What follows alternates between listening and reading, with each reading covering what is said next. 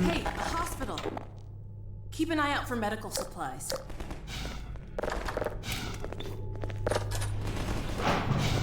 Whenever possible, we like to foreshadow impending boss battle by introducing the enemy before the actual fight. In this case, you know you're going to be seeing that gunship again pretty soon.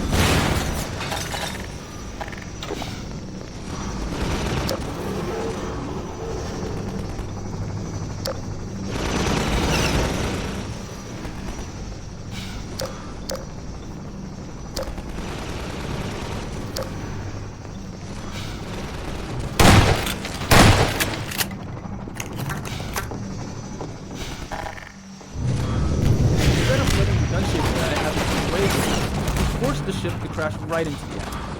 It moves dynamic layout to lead the battle, and it gives players an opportunity to examine a gunship up close at their leisure. We designed this gunship battle to create a dynamic, evolving experience, while still keeping the player within a constrained area. Initially, the space appears straightforward, with plenty of cover. As the environment gets progressively more damaged, combat becomes more challenging. Players are increasingly open to enemy fire, and the path to the rocket pit is more difficult to navigate. As the first strikes apart, however, the gunship also becomes more easy, and therefore easier to kill, keeping things relatively in balance. The lighting in this area was tuned to play off of the HDR tone mapping effects between the dark inner spaces and the progressively open, bright sky above.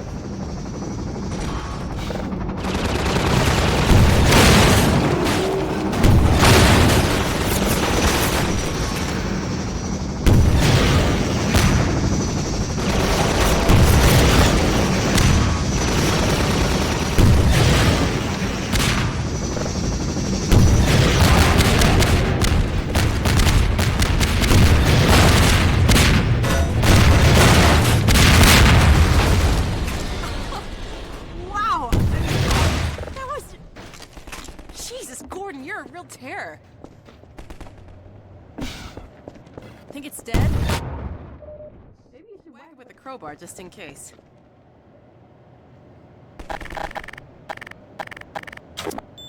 Oh God, not again!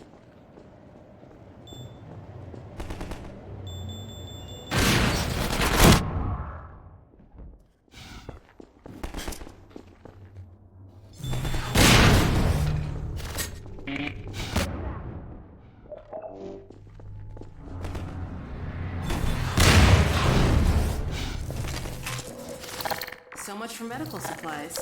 I found a shotgun.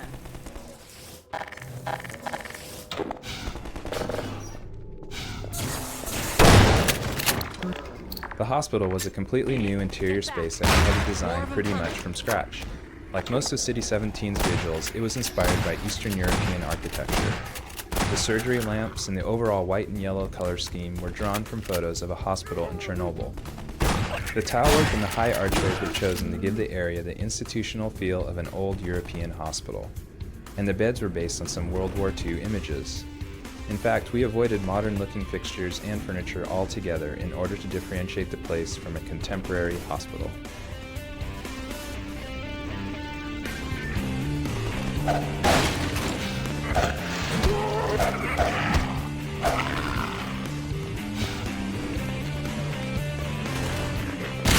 We designed this area to be an entertaining showcase for NPC combat. Because of our dynamic AI, these kinds of battles never really play out the same way twice. Players often like to sit back, watch the show, and then dive into the fray at their own risk. We also felt it was time to introduce a new combat ability for Alyx, so we gave her a shotgun here. Not only are shotguns terrific for zombie hunting, the size and ponderous handling characteristics make for some great combat animations.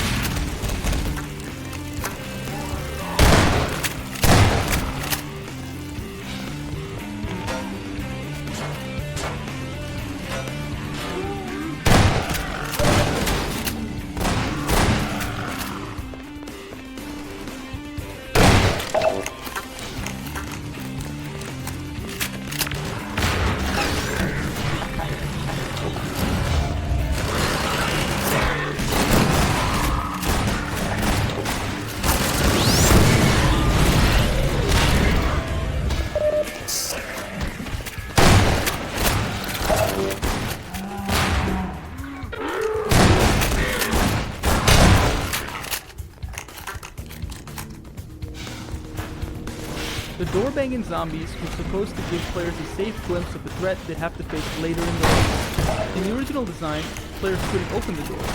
The zombies would burst through on their own after the player had done a little exploring. We abandoned that plan when many playtesters exhibited a pretty much single-minded fascination with opening the door as soon as they saw it. We made the door openable, though if players ignore it, the zombies will eventually break it down themselves.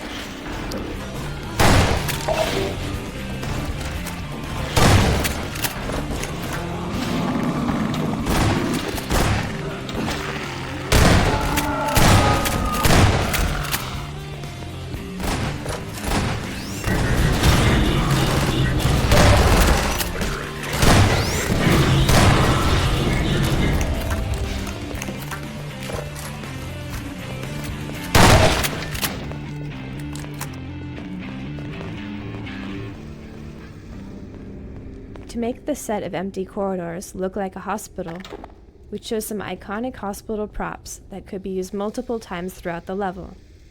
Then we built the models with details, multiple skins, and vertical and horizontal elements that would be visually interesting in the space. After you.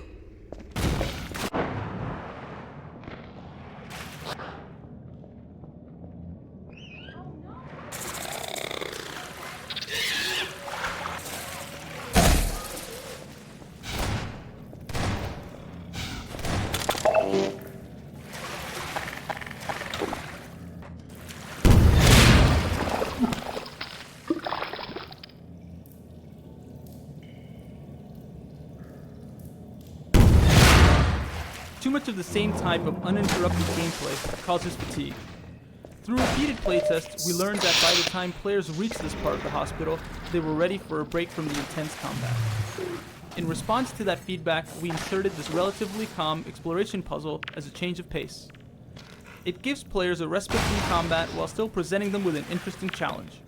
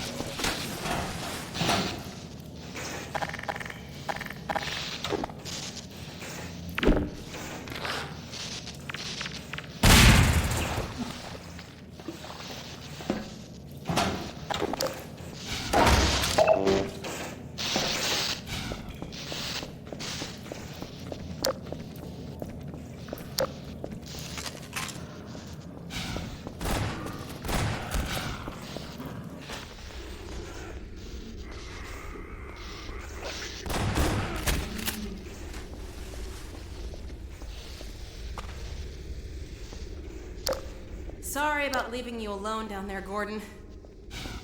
I got a bit swamped.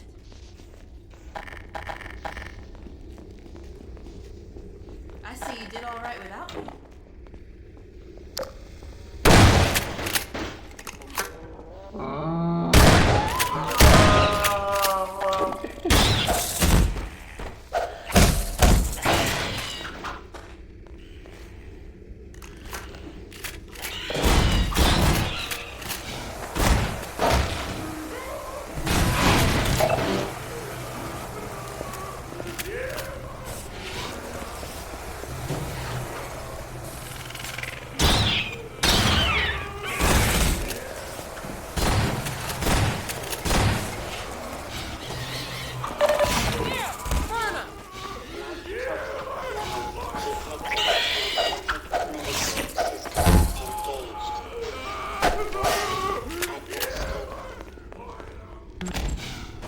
Here they come. Get through the door.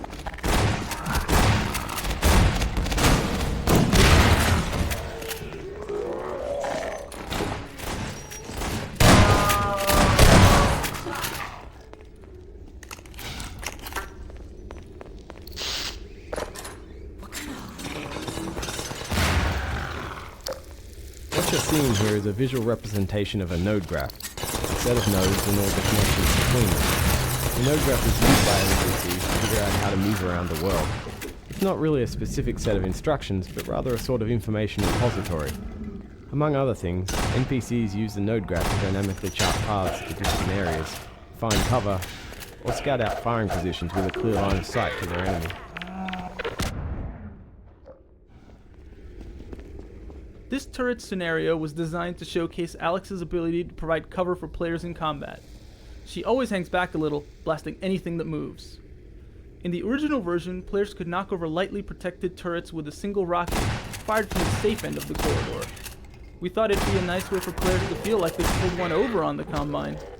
Unfortunately, playtesters routinely thought that they had discovered a bug, or, at best, an exploit that had arisen from sloppy design.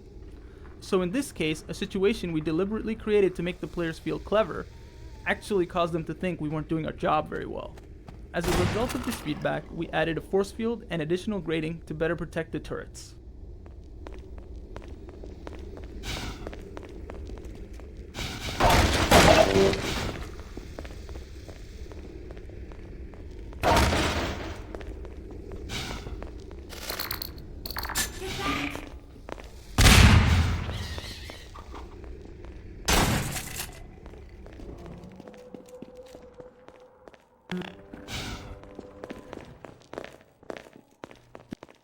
This turret What you're seeing here is a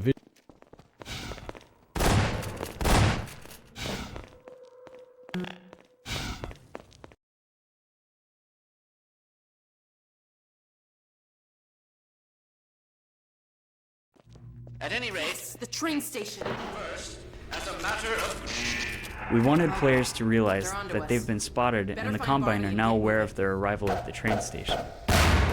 It sounds like a simple task, but it actually took a lot of thought to draw the player's attention to the various events that communicate this message. First, a train horn sounds, which gives Alyx an opportunity to mention that the station is in sight. Next, the lights go off to grab the player's attention and to make the monitors stand out in the dark. At this point, the player should be looking at one of the monitors, so finally, the Kleiner transmission is interrupted briefly by a Combine advisor. Originally, the advisor appeared on a jumbotron outside, but we were never able to reliably make playtesters look at it. The flashing Combine camera should also provide some indication that trouble is brewing. Though it's not a proper gate, the zombie draped over the exit is designed to slow the player down just long enough for Alyx to finish her lines.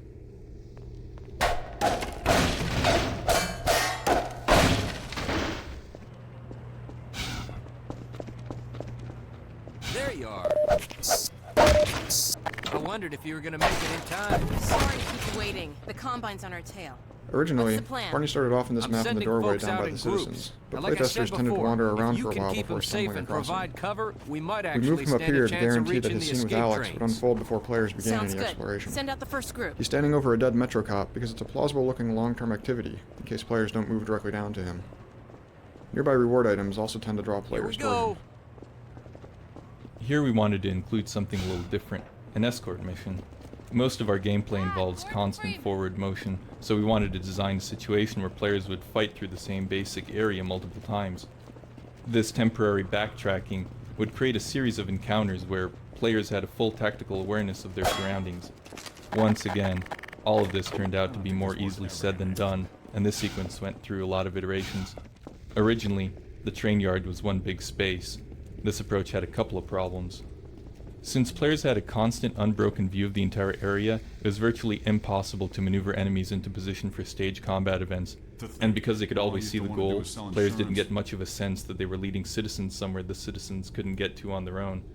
Ultimately, we broke the environment into two different spaces, a parking lot and a maintenance building. Because neither area can be seen from the other, we're able to repopulate the spaces with new, more deadly combinations of enemies while the player isn't looking. It also makes the journey feel lengthier and more significant. We wrestled with the problem of plausibly repopulating this area with soldiers between each trip. After several iterations, we decided to have the soldiers jump in through some high windows. This solution has several advantages beyond maintaining incredible fiction. It makes the incoming enemies more immediately visible, and, since the windows are unreachable from the ground, players aren't able to exit through them. Plus, leaping soldiers turn into tumbling ragdolls when shot, which is always entertaining.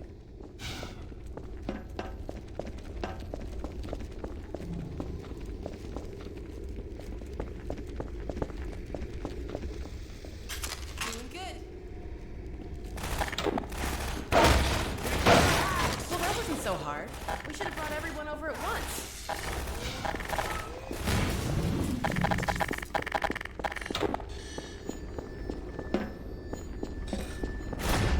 We wrestled.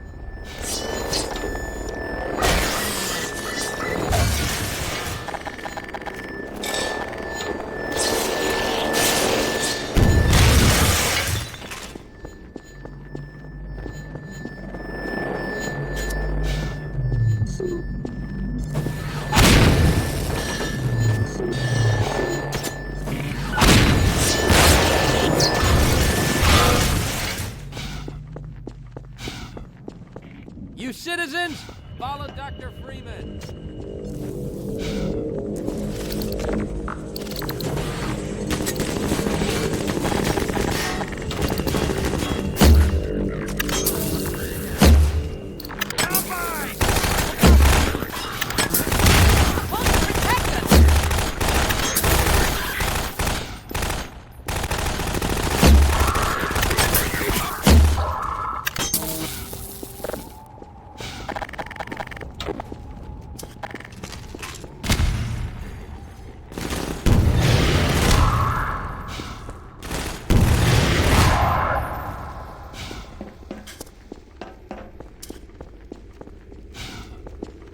We've got you covered. We made it! Thanks to you.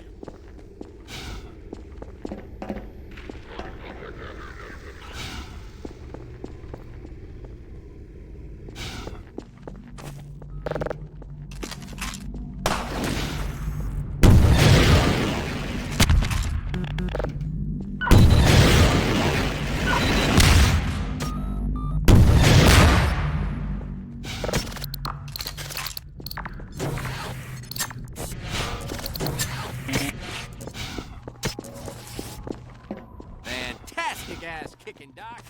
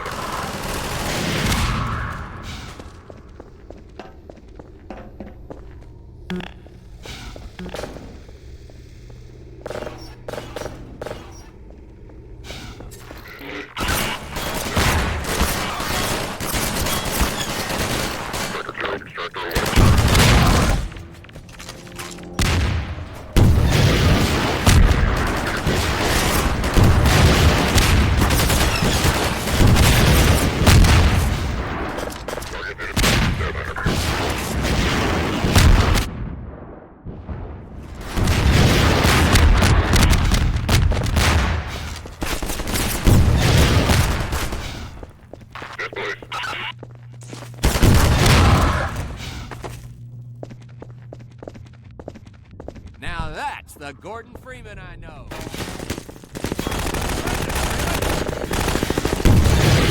Here, have a net.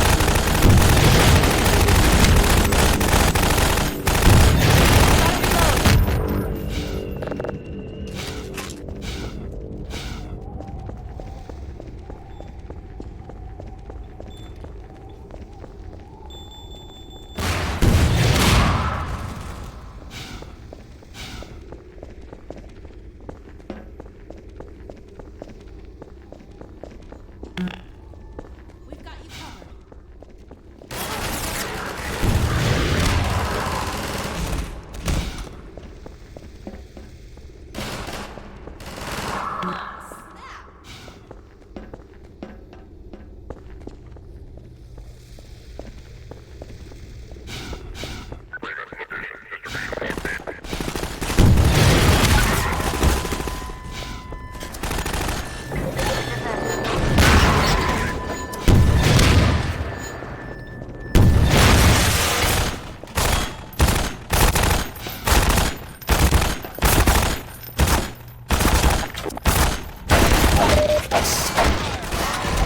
To the train, people!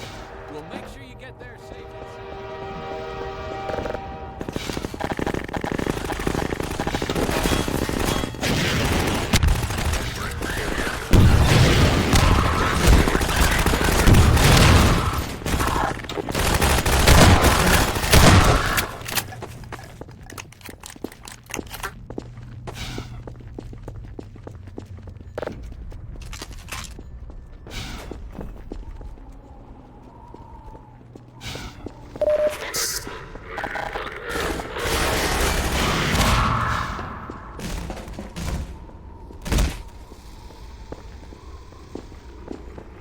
Hurry up, people! Thanks, Freeman.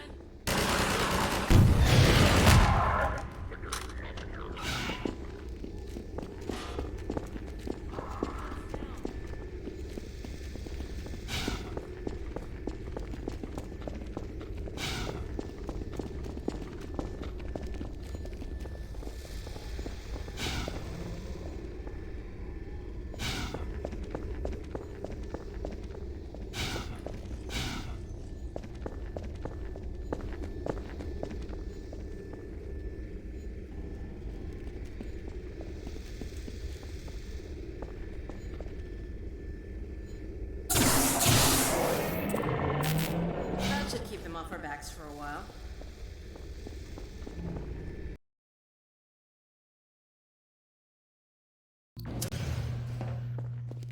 You guys coming?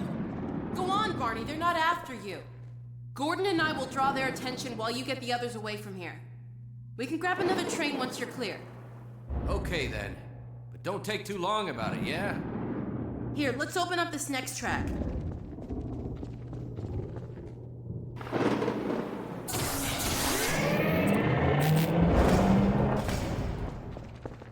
Sorry, Freeman.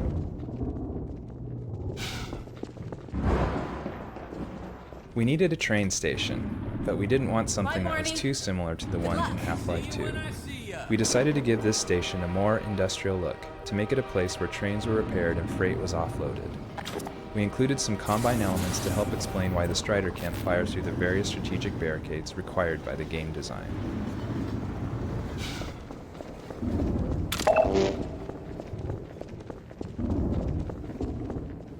We separate Alyx from the player here I'll to get make a the head start on Strider the next battle a train. more intimate No combat time to lose. experience.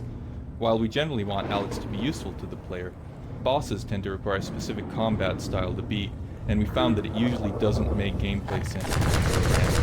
Plus, boss battles are supposed to be hero moments, and having too much health is Alyx more or less sits out all of our bosses.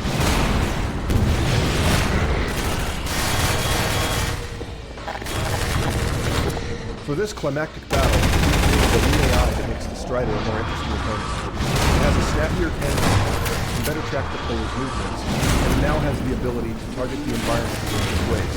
For instance, its cannon fire can shove heavy shipping containers straight into the player. This shipping container used to be accessible only after the player destroyed a pattern. Given the amount of stress during this part of the game, even a simple puzzle, in this case, destroying a lock, would be completely missed by the player. In the end, we felt like the arena we had built for the player to fight the Strider was fun enough without this added element, so we removed it.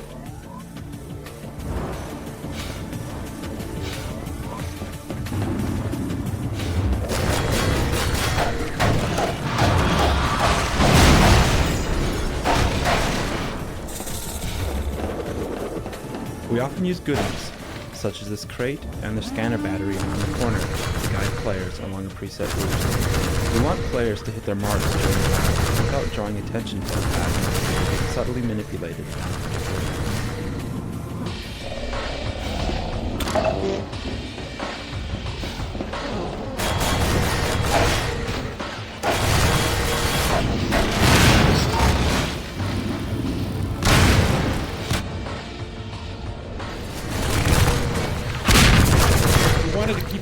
High in this fight, but we also realized that players recover. These destructible panels satisfy both those design goals. Effectively, they have shelters. Players can hide behind the panels, but the Strider will target them until they're destroyed. This gives the players 3 periods of safety, during which they can plan the next one.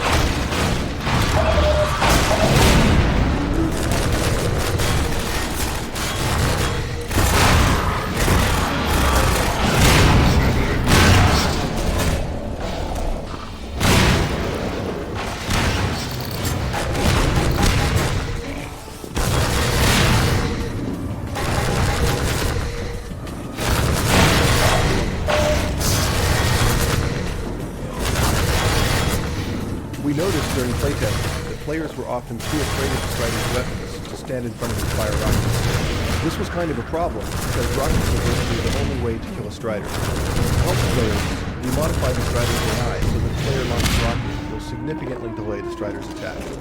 This battle of reflexes lets players guide their missiles in safety, as long as they get their shot off before the Strider does.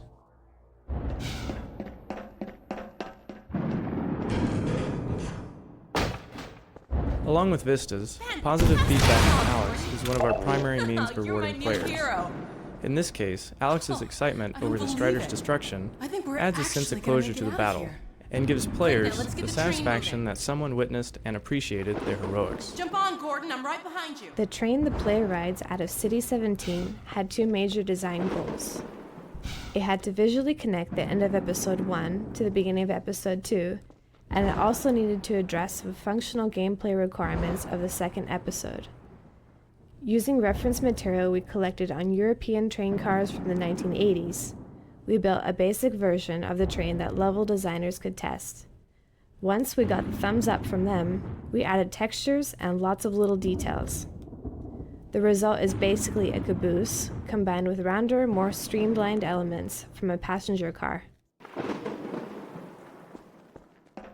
Apart from being a big visual payoff to the episode, there were several story requirements that this ending sequence needed to convey. It had to make it very clear that the Citadel was destroyed, that the Citadel pods had escaped, and it needed to imply that the data transmission beam was streaming out of the ruins. We discovered that Alyx had to be mostly silent during the scene, or else players tended to look at her instead of all the chaos around them.